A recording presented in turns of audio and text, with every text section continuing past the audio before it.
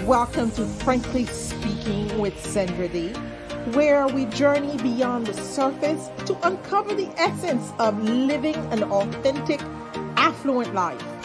I'm Sandra D, your companion guide on this path of self-discovery and empowerment.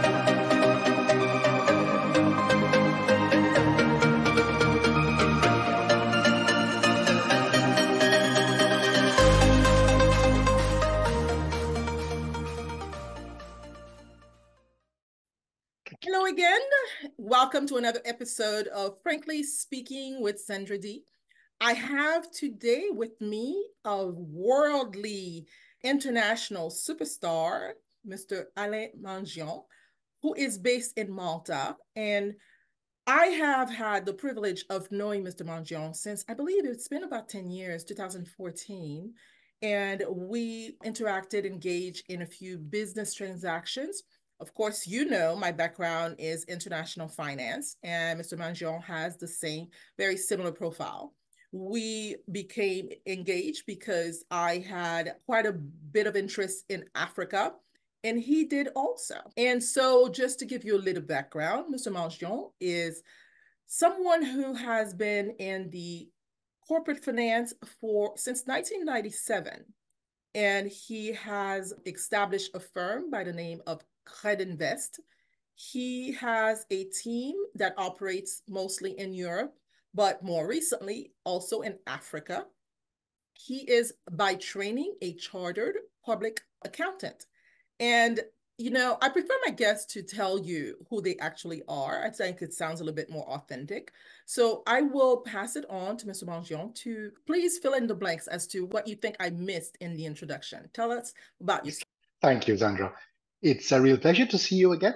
You are right, I am an accountant by profession, but I moved a little away from the profession way back in 1997 to set up Credinvest, which was designed to be a finance house specialized in solving harder than normal financing cases across Europe and anywhere else. We started with our first office in Italy, where we used to do corporate financings and export financing and trade financing but then it was for Italian exporters who were seeking to do deals outside their country. Then we moved into Central and East Europe. At the time, there was the exciting period of the fall of the Berlin Wall and so many wonderful opportunities there that were created.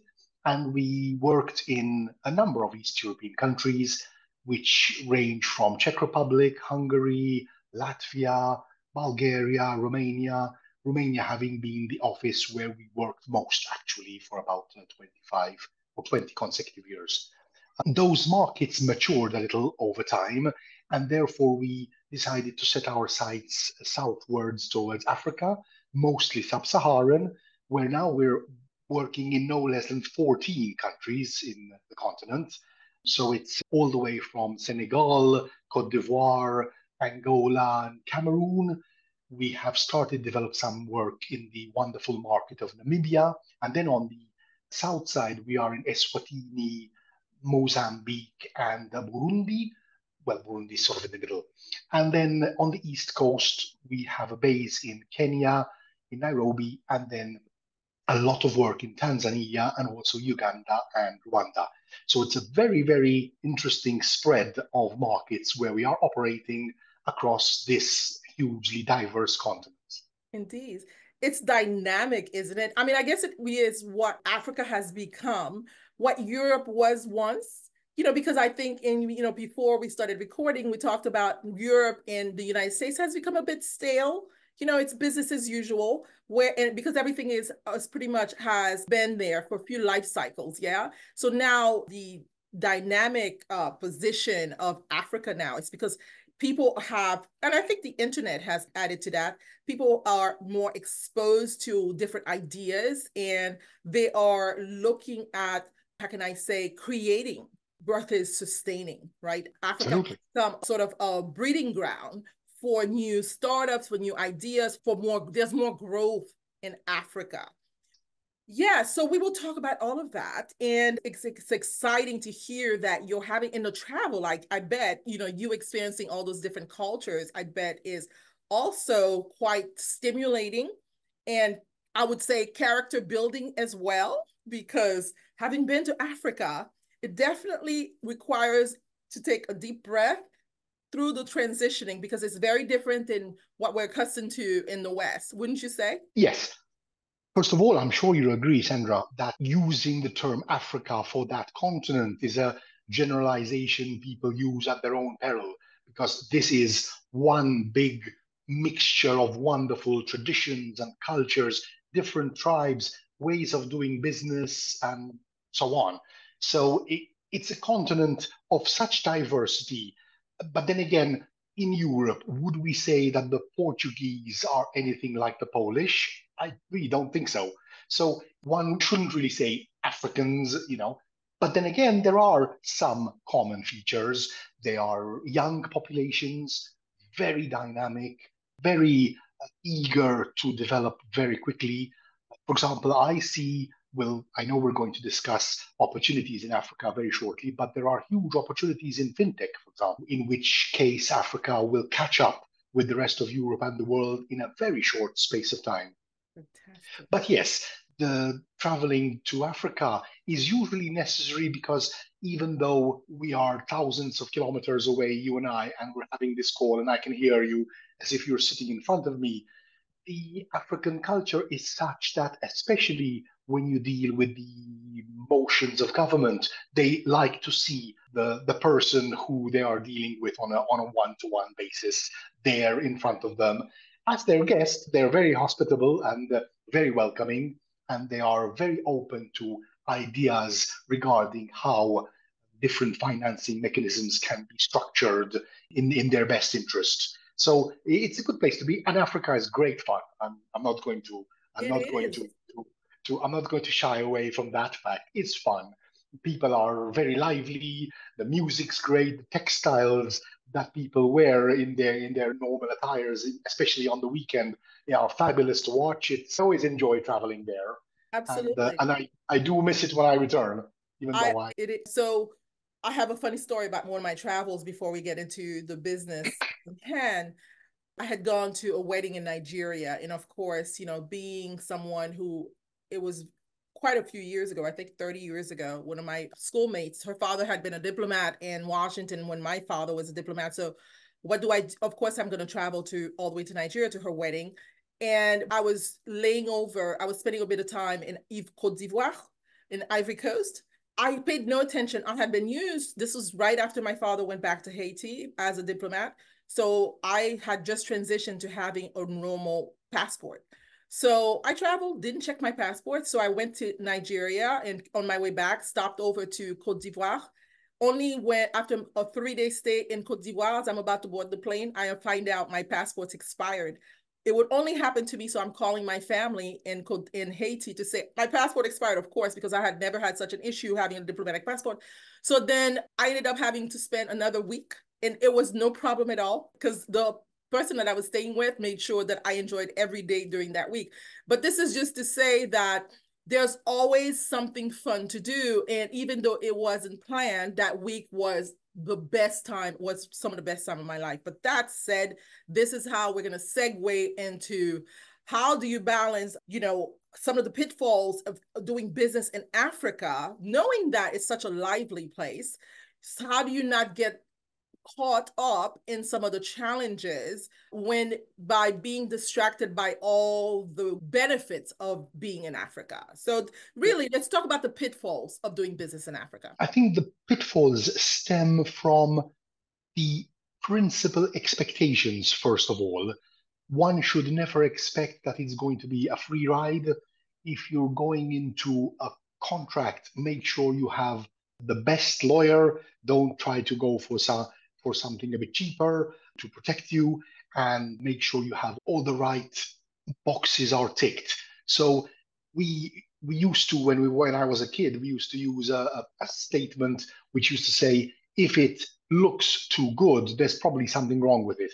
Same applies. Don't think that no entrepreneur should feel that there's a a quick meal or the ability to send products which aren't any good to Africa and so on. Work in partnerships with the right people and you'll move smoothly ahead, I think.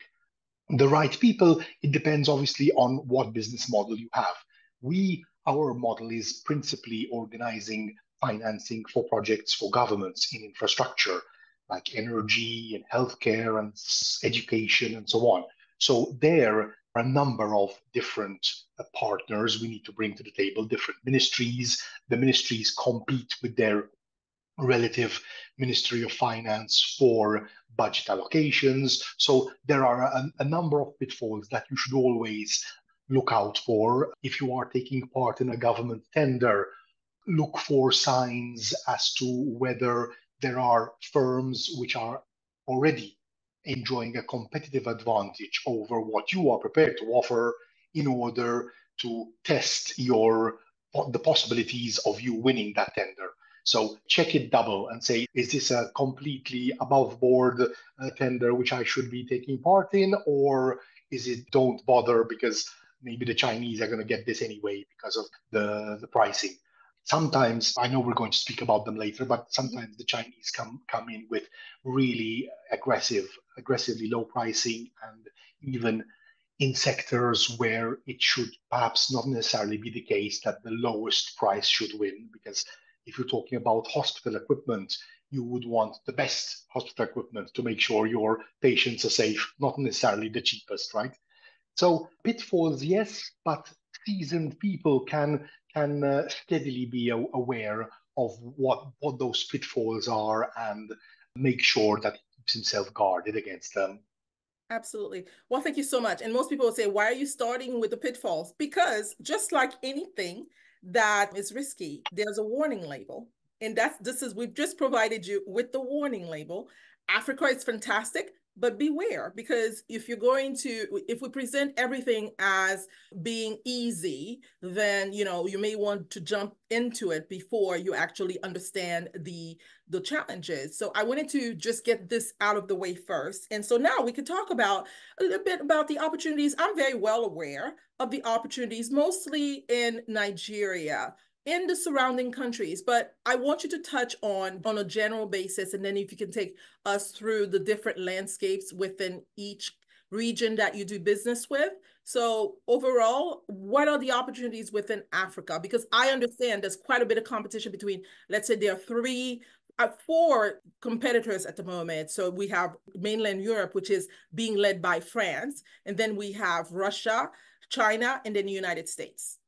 So please go ahead. I think in terms of opportunities, first of all, it's safe to say that there are a number of important opportunities in energy because the continent still needs to generate considerably more energy in order to be able to fund its future, not to fund in money, I mean, to provide reliable energy sources. As you know, nobody will go and set up a factory to make X products if they don't have a reliable source of energy, for one. Secondly, there are huge opportunities in fintech and IT, education, because as I mentioned earlier, the population is young and therefore there are still education gaps in terms of both tertiary education as well as perhaps skills training, apprenticeship, and all that. General transportation, I think, is still an important opportunity. For example, you mentioned the regionality in the east of Africa, Tanzania and Kenya.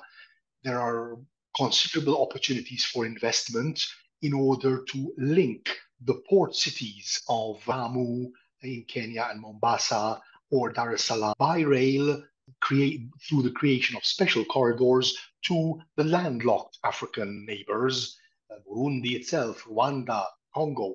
Congo is the size of Europe itself, one country. And it is a dynamic economy, it is growing, and it is a net importer of almost everything you can imagine. So the investment opportunities there are in transportation to get. This is in Congo we're talking about. So to import and export from Congo and the other landlocked Which countries. Congo? So there are two Congos. DRC. Okay, thank you. DRC. Mm-hmm. Because Brazzaville is on the other side and it has its own ports. So Congo is the most reachable one from the east. and you have incredible opportunities to get goods. And because of the recent geopolitics of the last 20 years or more, Ethiopia has also lost its sea border. So that a country of 120 million people, also amazingly dynamic economy, also needs access to the eastern ports of, for example, Lamu. So there are incredible opportunities there for this shipment of goods and services, both from the export point of view, because DRC are, for example, net exporters of raw materials, but also from the importing point of view for fast moving consumer goods, spare parts, whatever. So we have transportation, we have energy, and Europe is just getting there. But Africa has the chance to make the electrification leap. So it has the opportunity to invest more in renewable energy and then more in the possibility of electrification of electric charging points for vehicles. So, for example, in Kenya, they're slowly trying to make electricity charging points to charge tuk-tuks, because they're wonderful in terms of the culture and the flavor of a city, but they're quite strong polluters. So if they can be electrified, they can stay there, provide the service they do already, and at least there'll be a cleaner air. So education as well. Not everyone is made for a tertiary education. If it were possible, good, but not everyone is. So there are opportunities for training at an apprenticeship level as well. There is also huge opportunity for microfinance and micro lending because most of African countries have a huge population of little entrepreneurs, and they always need forms of capital to help them grow their business. Some of them, with the help of micro lending, have become quite interesting success stories. The more micro lending there is, especially from an entrepreneurship point of view, the more you'll see those one-man bands becoming 10-man bands and so on. And we all know that it is more, a strong economy is more the result of micro and mini entrepreneurship, SMEs, rather than large corporations around the world. This is a truism for the United States as well as Africa. Indeed. Well, I wanted to touch on the micro lending side of things. Actually, that's one of the things that inspired me to pursue my education in the business side of, because Mohammed Yanis, I believe his name, was the pioneer of micro lending. And of course, I was so inspired because I wanted to actually help many women. And I understand that many women, part of Africa is growing a lot because some of these women are single households, whereas they don't have the male. So these women have had to actually provide for themselves. And micro lending has been a significant part. And I've read somewhere that it's easier for women to get financing at this point in Africa than it is for men. Is that true? It is. There are some countries where there are frameworks in which there are drive to encourage women entrepreneurship, and micro-lending organizations have special programs only for women entrepreneurs. There are even some countries where there are laws where, for example, a large company has to allocate X portion of its normal purchases of supplies from companies owned by women to try and give them an advantage. Because the women in Africa are strong drivers. Yes, they are. They're tough and resilient, Yes, they and are. they get to places. And they're quick learners. So that's Indeed. the thing. But I also put a warning label on that. We need the balance. We can't just do only with women. We need both. So we become stronger. We need to keep in mind that we must coexist with our male counterparts. So that said, I didn't hear you talk much about real estate. Of course, I have a strong background in real estate. How is that? And are there still many opportunities for large real estate projects? Can you touch a bit on that? You are right. I should have, because the model is one where we see an ever increasing gradual middle class. And what do we want to buy the minute we become middle class in terms of the comfort of a dependable income? We want to buy a nice apartment or house for ourselves. So that area of real estate is booming across the continent. Then there are also considerable opportunities for investors in the lower end affordable or low cost housing, because not everyone is middle class immediately. Yes, affordable housing, especially those sorts of sort of housing complexes which can be built with precast concrete and so on, like Lego bricks sort of thing. There's also a very huge demand for those, but for only for investors that can find a way to build them at a very affordable rates. In the meantime, the banks are playing their part well in the continent by increasing the amount of mortgage products that they're offering onto the market. And again, the more people like the multilateral agencies help the local lenders to provide mortgage funding as well as they should to provide the micro lending, like I mentioned earlier, the more these economies will grow strong. That's fantastic. So, would you say that there's a larger increasing presence of Western institutions such as the JP Morgan Chases, the Citibanks, the Barclay Banks? Are they growing the presence because they see more opportunities in Africa? Uh, I think these institutions have been present for quite a while. Citi, for example, is an across continent presence in Africa, and Barclays used to have APSA and so on. So I wouldn't say Africa is. It just needs more resources to strengthen the capital base of a number of institutions in not in every country, but in some countries they just aren't big enough to develop sufficiently rapidly and service their customers the way they No, I understand because you and I have discussed Nigerian banks and they are undercapitalized. They're always should. looking for outside in foreign investors to stimulate their or to create more liquidity for them. So is And that the movements on the naira haven't helped them, so their main base, yeah. yeah, and there was a rumor in Nigeria that they were going to a digital currency at some point. I believe that's been scrapped. So, hmm yeah, let's touch a little bit about digital currency that's on the horizon for some of these banks. Do you think that's going to help them or hinder them? Well, I think it's important to bear in mind the the nature of the rationale behind these alternative models. The fact that the US dollar is the strongest economy, the strongest currency in the world in terms of deployment For now, across for now. across the globe for now means, however, that we are all dependent on the Federal Reserve's base rates. Whilst the Americans have the right to keep their base rates how they want in order to fight inflation, that, however, has an impact on the gross borrowing cost in different parts of the world, not only Africa. And so the thinking behind these people who are trying to conceptualize a new currency comes from the fact that they want an alternative base rate, because the question is, we're paying a higher rate because of American inflation. How does Mhm. that work?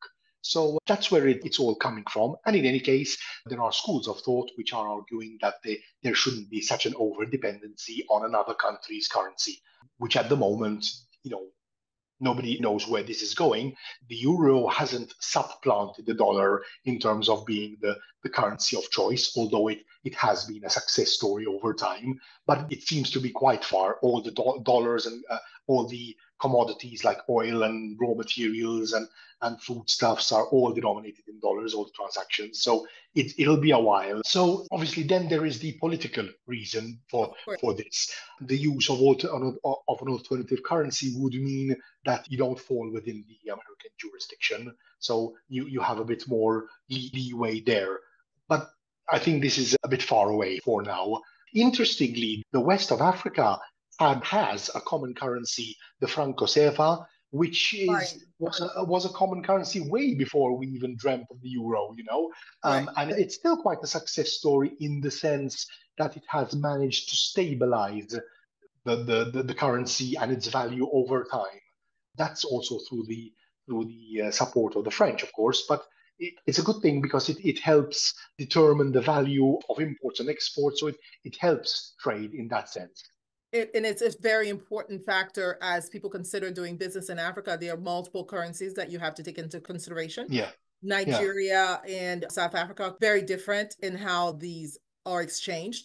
But also there are what is the name of the currency The that Franco CFA, it's called CFA FCFA. is Yeah. it is actually being threatened at the moment because there are quite a few countries that are considering pulling out as they are, and we're not going to get too much into the geopolitics, but we're going to talk a bit about, the relationship of Africa with China and Russia. But as the BRICS nations are being solidifying, a lot more African nations are considering. I believe Ethiopia is already part of the BRICS, and Mhm. remind me if there's any other African country that has joined. But in that, apparently, the BRICS are establishing their own currency. But before we go into that, I do want to remind the audience, and correct me if I'm wrong, before his death, Muammar Gaddafi was about to launch one currency for all of Africa.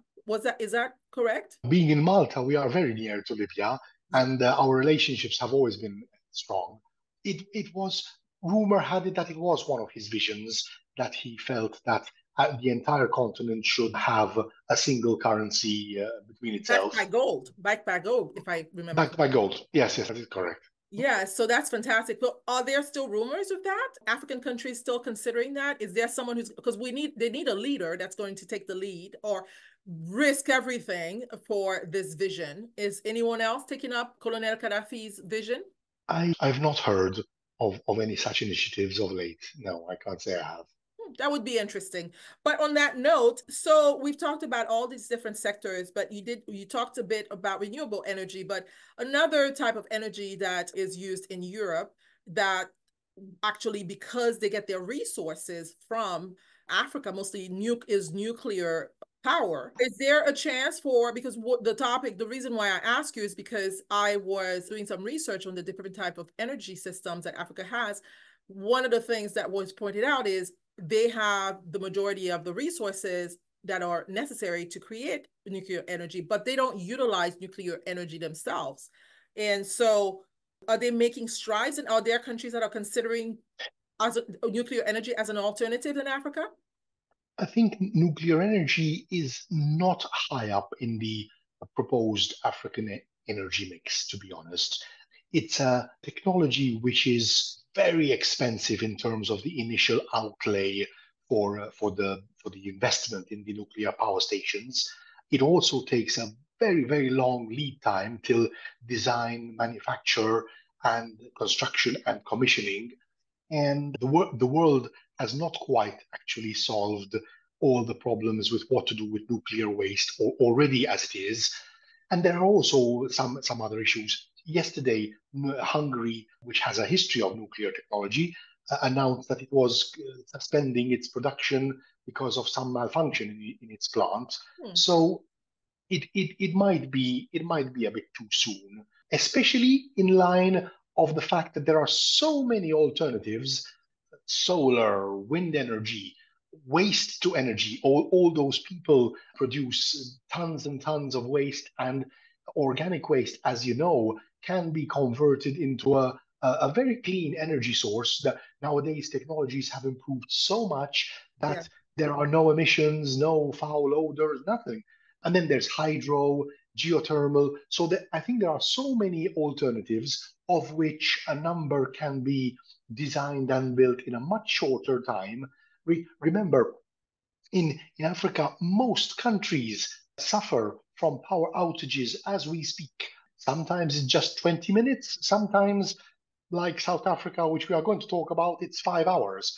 But so you can't really afford to wait for about 8 years till a nuclear power station is up and running when your people need energy today.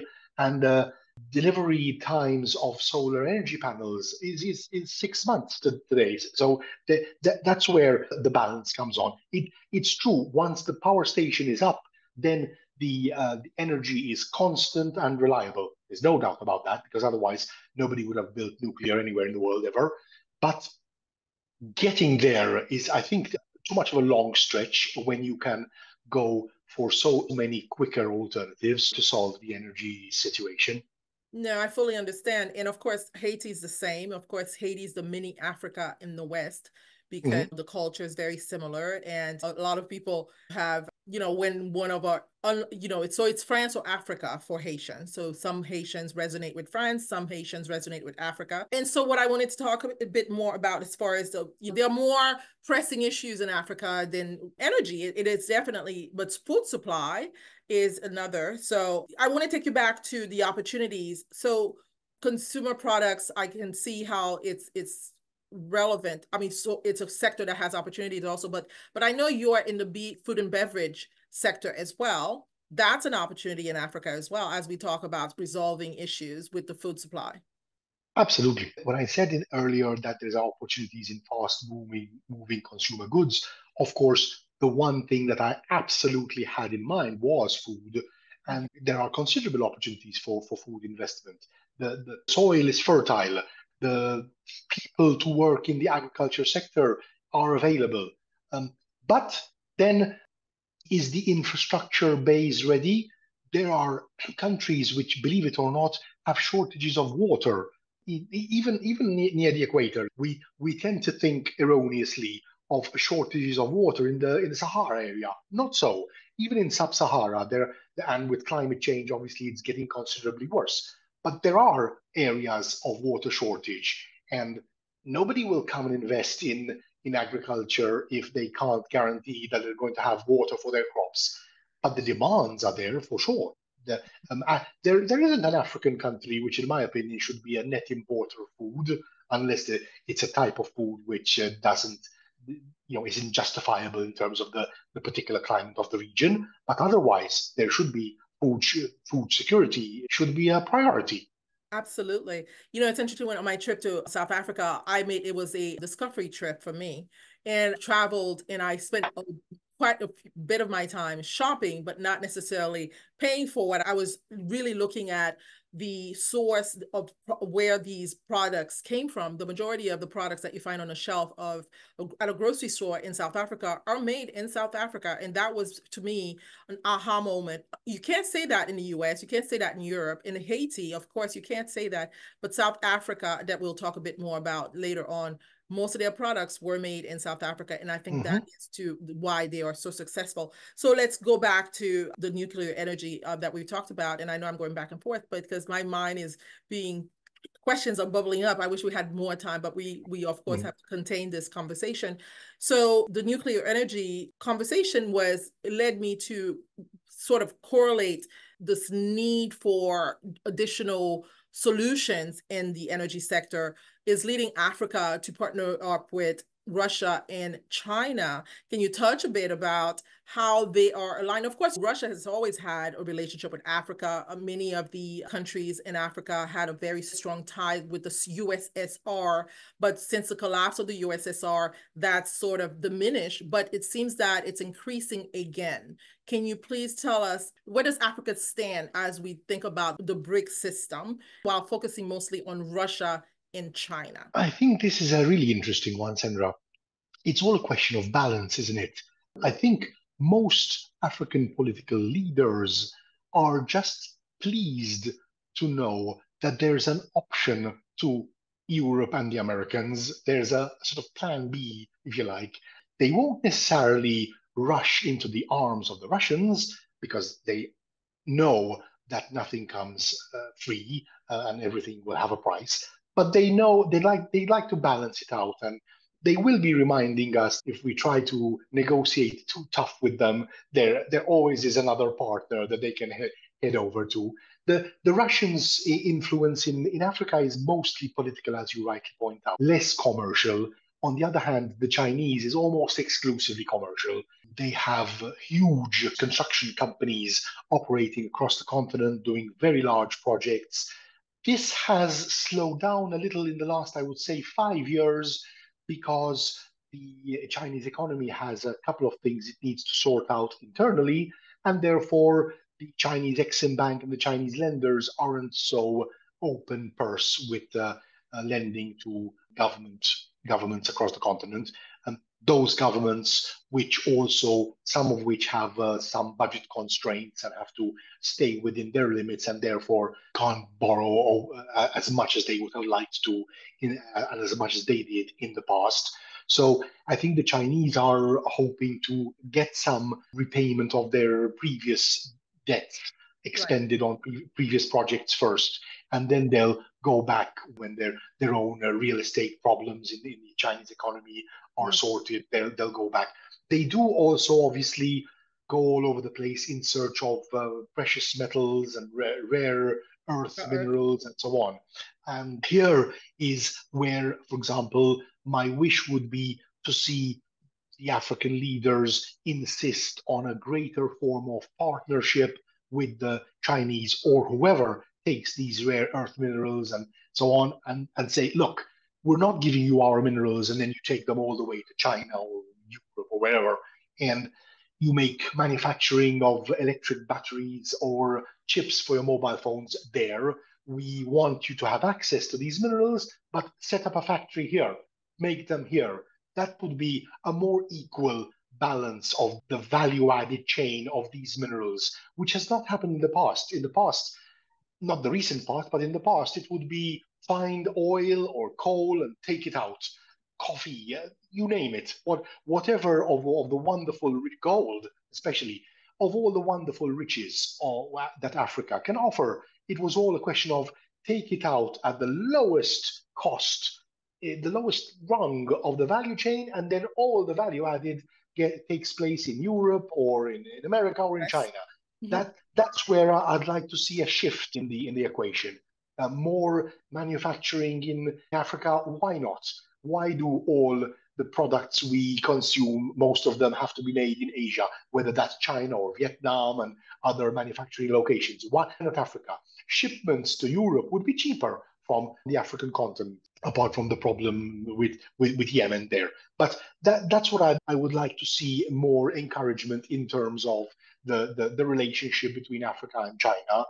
Don't stop obsessing with making everything in China and bring your manufacturing know-how here, because manufacturing creates a multiplier effect. You have the suppliers to that manufacturing output, which are also Absolutely. SMEs. We mentioned them earlier, and they will sell different products to those countries, and the economy can only win that way. Absolutely. And so to that point, I mean, in all fairness to China, one advantage that they have is it may be some people may disagree with what I'm going to say. At least they have a disciplined government. Some people have other terms for the type of government that the CCP is. I call it disciplined, and I'm being politically correct, but discipline is necessary to do business with a nation. And I think that's what needs to be established in Africa before you see many of these conglomerates move their operations there, knowing that there is going to be somewhat of respectable conduct within those operations. There's a lot of corruption in those countries. And Haiti is the same way. And Haiti used to be sort of offshore, manufacturing hub, Haynes and all the, but the corruption was unbearable and a lot of them moved out. So now getting more into so China, knowing China is more of a transactional partner. They come in, they do what they need, and they leave. They're not there to build long term. They don't want to get so much into the politics of things. But it's a little bit different when you say with Russia. Russia is more of a long term partner. They're looking because they've had a presence before. As I said before, in the past, they were the USSR. Of course, it was a different dynamic. But now they're looking really to build, and there are rumors that Russia wants to expand their bases around Africa, which the US is not necessarily thrilled with. And so it's giving the Russia a bigger playground. So that said, long-term partnership is the aim of Russia in Africa. And that is why Sergei Lavrov is one of the most exemplary diplomats on this planet. My father was a diplomat, so I observed Sergei Lavrov jet setting across the world and people welcoming him. It's unprecedented. But right now, the US, their diplomatic strategies are not necessarily friendly at the moment. So I have to say that Africa is probably comparing the two, as you said, and seeing that one feels good and one feels a little bit constrained because it's more of a commanding nature than a cooperative nature, wouldn't you say? And I'm a US citizen, so I am not bashing the United States. I'm just comparing the style of diplomacy that the two countries present at this time. Yes, sadly, we tend to preach sometimes, whereas I'm not sure about Lavrov, but the Russians tend to still offer a lot of, not necessarily financial, but a lot of political goodies Mhm. to enhance their sphere of influence. Also with the Chinese. I mean, for example, I was saddened in a meeting in an African country when the government official, this was many years ago, and he's not in government anymore, thank Mhm. God. But he was telling me, you know, Alan, you guys in Europe, when you want to do these projects, you ask for environmental impact assessment and all this nonsense. Why should I choose you guys instead of the Chinese who they come in, they don't care about the environment, they don't care about the relocation plan, like where the people are. They are, you want a road there, this is the price, but here we go. Like, and I told him it's a question of long term and short term. If you don't do your environmental impact assessment, you could build a road. So we had a laugh about that, but sadly he was serious. Yeah. We have ingrained in our systems a number of standards within which we do not budge, and it is changing, of course. But in the past, the Chinese would not hold themselves to any standard. There was a case in one of the Francophile countries where a Chinese company won a tender, and apparently it managed to win that tender to build a road at a low price because it was going to take 3,000 prisoners from its prison, take them to this African country, get them to work for free, as long as they get a free meal and a bath in the evening. And a French company, I believe, if I remember correctly, intervened and complained with the government because this is the project on the basis of people who are getting paid for their work, Correct labor. So it's a bit. We haven't, however, if you allow me to digress, Yes. mentioned one important party, the hugely growing influence of the Indians in Africa. Right. I wanted to, but just I sort of dissected the BRIC and I said, let's focus on Russia and China. And I was thinking India is significant because they actually have a growing population in Africa itself. I mean, Yeah, citizens of Africa are have strong heritage in India. So yes, please yes, carry yes. on. In the East, there are huge Indian populations based on historical Yes. reasons. Everyone was a colony of the English, like we were in Malta. Yes. And in fact, if I'm not mistaken, Gandhi studied in South Africa, but I Exactly. could He be was wrong. a He solicitor did, didn't he? in South Yeah, Africa. Yes. yeah. So now India's economy is growing on the strength also of manufacturing, fintech, and so on, and they are being able to apply the model of their growth also to the markets they are present in, especially in East Africa. So in the past, you used to see people from Japan in hotels doing business. Now you see people from India. That's the difference. Where are the Europeans? I suspect we got a bit lazy, I think, is the straight answer. Let's leave the Europeans for another video because that's another. I have questions for you about that. And so, yes, the BRIC nations, of course, India is significant, a significant player on the world stage. It's a bit more subdued and quiet. I mean, that's the demeanor. When you think about the personalities of the nation, you're going to say that the United States, Russia, and China are really the main competitors. That I take Europe completely out. They are quite distracted with what's happening in Ukraine. They're not positioned to be competing with anyone at the moment. Though France has a very strong relationship in West Africa and trying to maintain their position in West Africa with some of these countries like Mali, Burkina Faso, etc. But we could talk about, and of course, this is not going to be your only appearance on the Frankly Speaking with Sandra D. We can Thank elaborate you. based on the question. The audience can say, we want Mr. Mangion back. I have no doubt about that. So we talking on the topic of Sergei Lavrov. I was not talking about the man himself, but I'm talking about the style of diplomacy, how he shows up, and he's there to appear as a collaborator, not as an enforcer. Right. So that's the Mhm. distinction that I wanted to emphasize. Sergei Lavrov reminds me of the family members I had back then in the 70s conducting on behalf of Haiti, because Haiti was never an enforcer. It was looking for collaboration. So that said, as far as, and we're going to go segue into a second part of this conversation. And so the dominance that we talk about in Africa, who would you say is the dominant? And just if you had one, the top of the list, who's the dominant player in Africa now? I know we talked about multiple, but who would you say is number one? Still the Chinese. The question is for how long, but still the Chinese.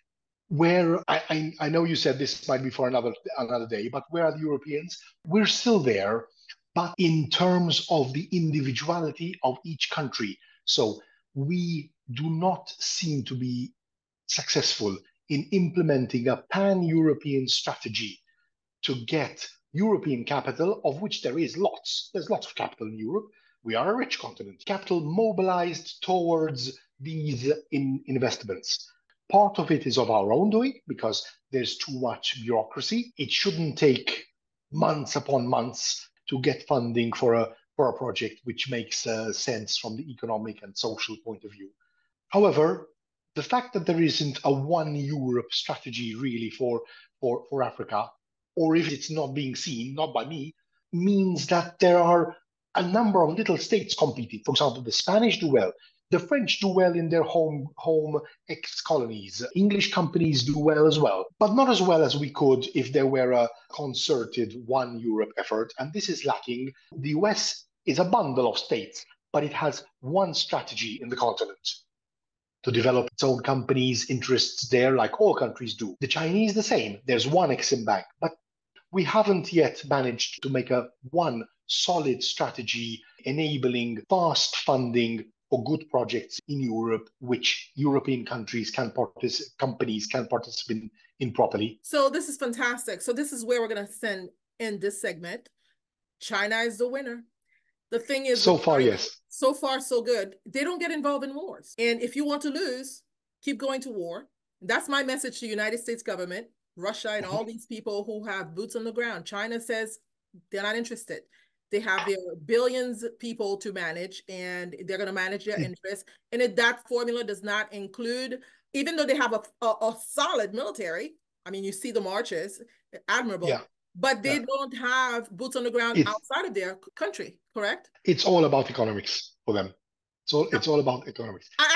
When my friend watches this video, she will remember when I was in London last couple months ago, I met with her and I was talking politics to her. I was like, what are they doing to Trump? What is this? And I was ranting about US elections. She leans in, she says, I appreciate what you're saying to me, but I'm Chinese. I don't care anything about what you're saying.